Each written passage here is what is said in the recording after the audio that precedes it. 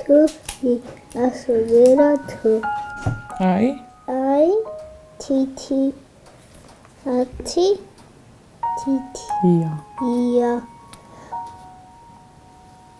ვერობის დაპატიმრების შემდეგ როგორ ცხოვრობთ? რა ვიცი, გაჭირვებით, ნერვიულობით.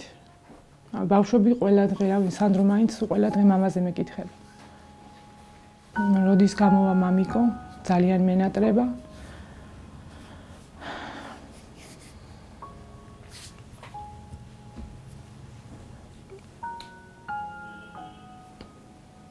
ვერ ისაუბრება ხოლმე, ასე ნახავთ, ვერ მიტყავთ? სანდრო კი ესაუბრება ტელეფონზე, მაგრამ ლიზი ვერ. რატო? ტირის შეუძლია. ლიზი ყველა ორ თვეში დამყავს ნევროპათოლოგთან. ჯერ ისედაც ჰქონდა პრობლემები, მაგრამ ეხლა უფრო გაურთულდა.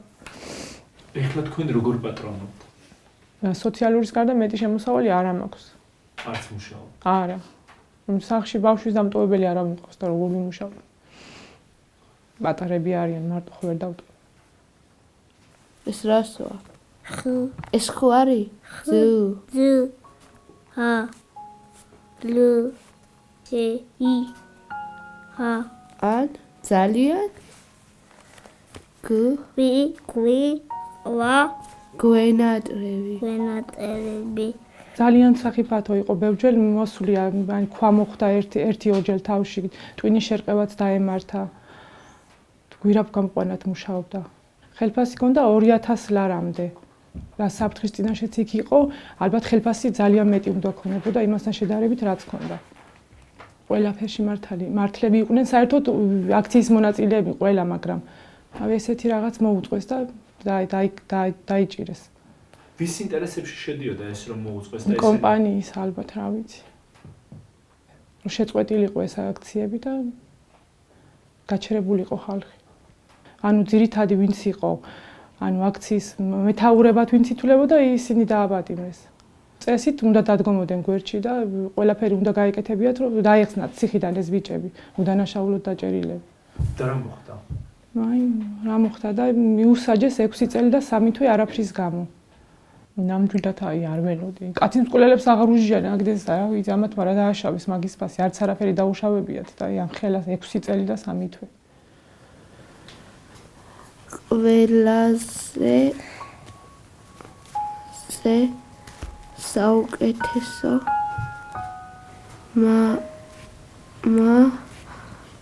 ხარ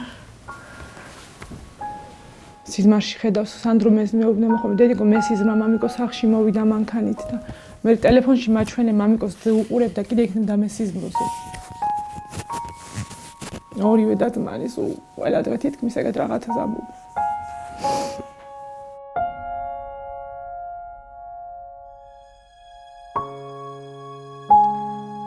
ვიყავი 6 თვის ორსული, ცოტა მეტის. აქ ვიყავით, როცა მის დაპატიმრება მოხდა. ნუ როგორც იმოქმედა ალბათ ამ ყველაფერმა ცოტა ადრეც დაიბადა ბავშვი.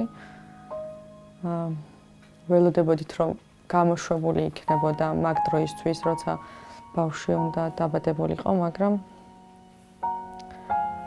ესე მოხდა რა, არ გამოუშვეს. ერთი თვის იყო პირველად რომ ნახა რომ შევიყვანე მამის სანახავად და ეხა 3 დღის წინ. იმ დღეს როცა ეს ინციდენტი მოხდა, ტელევიზიითაც გაჟღერდა, სანამ ბიჭებს დააკავებდნენ, რომ ეს 4 პიროვნება უნდა დასჯილიყვნენ რა, დაკავება მომხდარი იყო ამ ბიჭების. სამაგალითოდ უნდა დასჯილიყვნენ, ესე ვთქვათ რა. და იმ დღის ბოლოს სადღაც იქნებოდა 10-11 საათი, მწერს თენგო და მეუბნება რომ არაფერზე არ ინერვიულო, ანუ იცოდა მანაც რომ ალბათ დაიჭერდნენ და მწერს და მეუბნება რომ არაფერზე არ ინერვიულო, მე ამ ყველაფრისთვის ველოდებოდი ამ ყველაფერს, მზად ვიყავი ამ ყველაფრისთვის და მე ვერ მივხვდი რა ხდებოდა.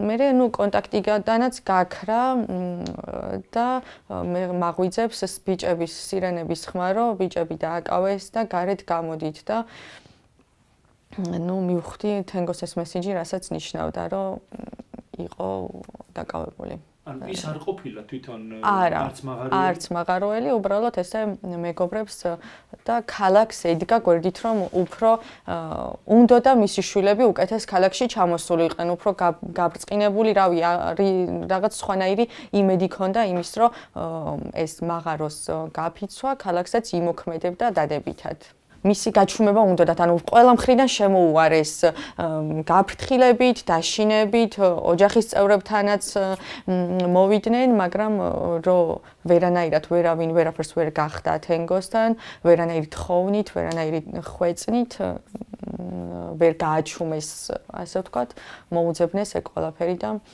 მოუძებნეს თუ შეუკერეს? ხო, შეუკერეს რა, ესე.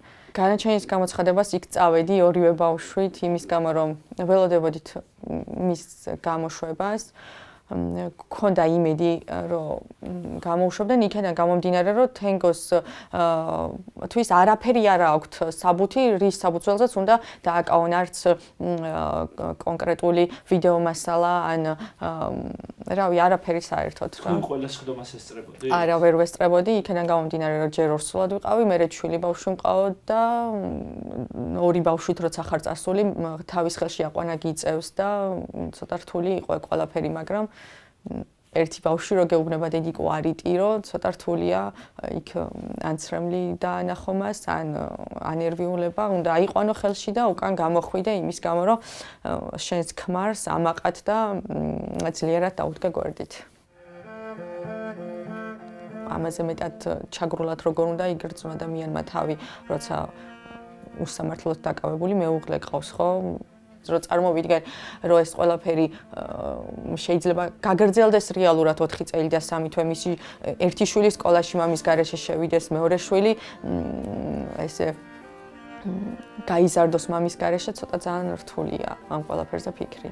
ბრძოლას ვაპირებთ ბოლომდე, ეს გარდაუვალია, რომ თენგო თავდახრილი, ან ბეჭებში გაუმართავი იყოს როდესმე, იმიტომ რომ ის დამნაშავი არ არის, თუ საჭირო გახდება ევროპულ სასამართლომდე მივალთ აუცილებლად.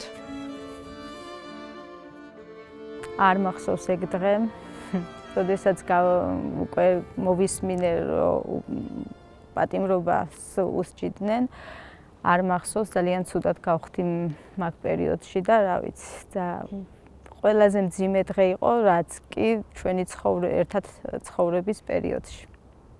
18 წელია მე და აჩკო ერთად ცხოვრობთ. 3 შვილი გვყავს. რამდენი წლის? ტყუპი ბიჭები მყავს 16 წლის, გოგო მყავს 11 წლის.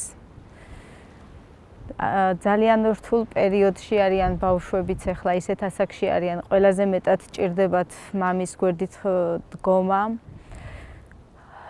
ჩემს მეუღლეს 4 წელი მიუსაჯეს და ბავშვები ამ დროს სკოლას ამთავრებენ 2 წელიწადში და ეს არ ვიცი გაფიქრებაშიც ვერ ვიაზრებ და ვერ ვფიქრობ, რომ ეს რეალურად ესე უნდა იყოს და რავი, ძალიან გვიჭირს ყოველი დღე ცრემლებით და მონატრებით უძლებთ ყოველი დღის გადალახვას.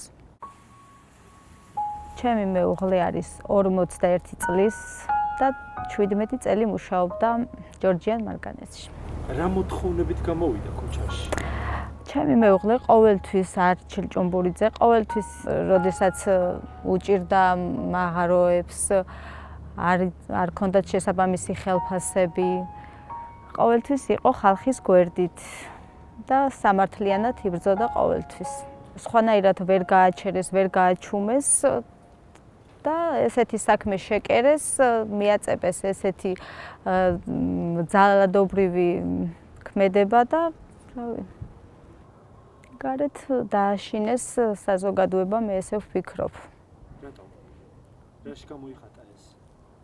ხალხი ხმას ვერ იღებს, ესე რომ ვთქვათ, ყველა თავჩაღუნული დადის და სოლიდარობასაც ვერ უცხადებენ ამ ბიჭებს ამჟამად დასაქმებულები. უსამართლობის განცდა ყველაზე საშინელი მომენტი ყოფილა, როდესაც იცი, რომ უდანაშაულოდ ისჯება ადამიანი თავისი სიტყვის თქმისთვის და ამ დროს ისეთი დამნაშავეები არიან გარეთ. რავი, შედარებას სირცხვილია, რომ ამის შედარება გააკეთო. მინდა დაზარალებულს და თვითმხილველ მოწმეებს და მის ოჯახის წევრებს მივაწვდინო ხმა და აი როგორ ძინავთ უბრალოდ ღამე, როდესაც ესე უსამართლოდ ადამიანი ციხეში ჩასვით და ზუსტად იცით თქვენ თვითონაც 100%-ით რომ აჩიკო უდანაშაულოა, აი ეგ სინდისის ქეჯნა, ნუ თუ არ გაწუხებთ, რომ ესე შვილებს მამა წაართვით.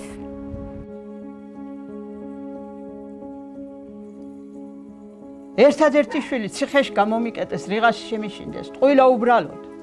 ჩემი შვილი და დანარჩენი ბიჭები სიმართლის მოთხოვნისთვის ისჯებიან. ჯორჯიან მანგანეძე მუშაობს სოფლის ქვეშ, გვანგრევენ, სახლებმა დაიწყეს ძალიან დაიბზარენ, ინგრევან, გრევის პირას ავართ, ეზვები აქ აღარ ვარგა, ხეხილი საერთოდ უნაყოფო გახდა, ვენახებით გახმა, რაც გვაქვს და ისჯებიან ამის გულისთვის. ყველანაირად ყავდათ შეზღუდული.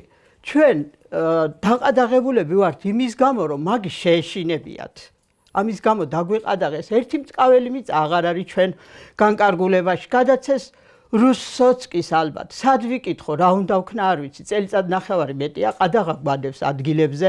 ეს იმის გულისთვის, რომ გიორგი იყო აქტიურად ჩართული აქციაში, მაღაროს აქციაში, სოფლის საქმეში და გვაქვს ყადაღა დადებული. პარლამენტთან 42 დღიანი შიმშილობა ჰქონდათ, დიდხანს იყვნენ წვიმაში, თოვაში, არავინ ყურადღებას იმათ არ აქცევდა, არც კარვის გაშლის საშუალება მისცეს და არც არაფერი. არც წარმოგიდგენიათ ცელოფანის რომ გადაეფარებიათ თავზე, როდესაც წვიმდა და საშინელი ამინდი იყო, იმასაც კი უკრძალავდნენ და უშლიდნენ. რატომ გიორგი აქციაში მონაწილეობდა? იმის გულისთვის დაგვადეს ყადაღა სახლზე, მიწაზე, კი ოჯახის მშობელს, მამას.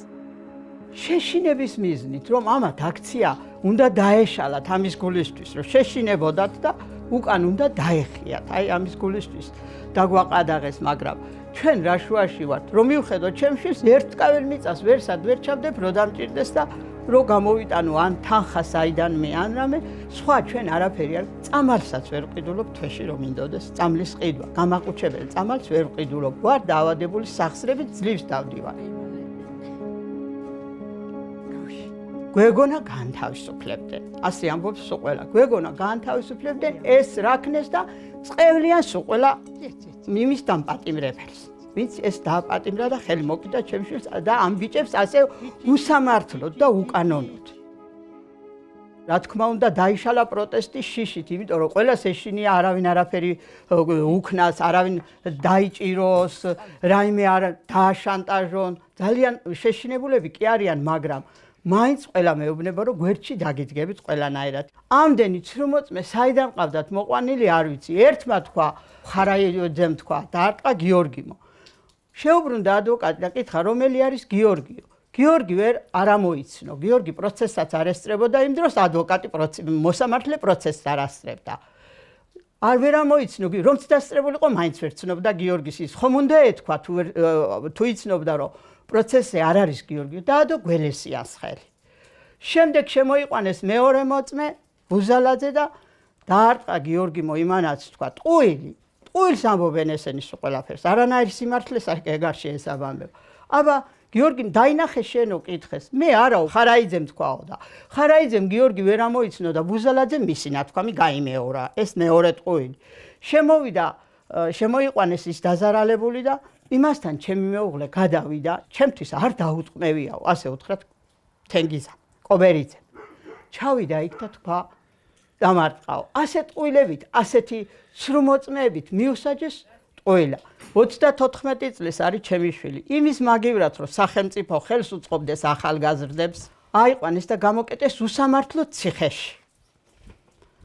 ის რომ იქედან გამოვა, მე რა ვიცი ახლა 6 წელი თუ უნდა იყოს, 6 წელი ძალიან ბევრია და ძალიან უსამართლოდ მოგვექცნენ. არ შეგვიცოდეს, არც მოხუცი მშობლები, არც პატარა ბავშვები, შეცოდება რა გვინდოდა, სამართლიანი განაჩენის გამოტანა. მეტი არაფერი არ იყო საჭირო. თვითონარობით იქნება ვიმათხოვრო, რომ გამავქნა, დავიხსნა ჩემი შვილი და ვიჩივლო სტრასბურგის სასამართლოში. იქით უფრო მაქვს იმედი ვიდრე საქართველოში. იქიდან გვამხნევებს რამდენი დაგვირეკავს, თავს მიხედეთ. იქნება დავხვდეთ. ამდენი იქნება შევძლო, რომ დავხვდეთ და ჩავაბარო ეს დანგრეული სახკარი და მე მინდა რომ ჩემმა შვილმა დამაყაროს მიწა. ჩემმა გიორგი მინდა რომ დამაყაროს მიწა, იქნებ მანამდე არაფერი დამემატა.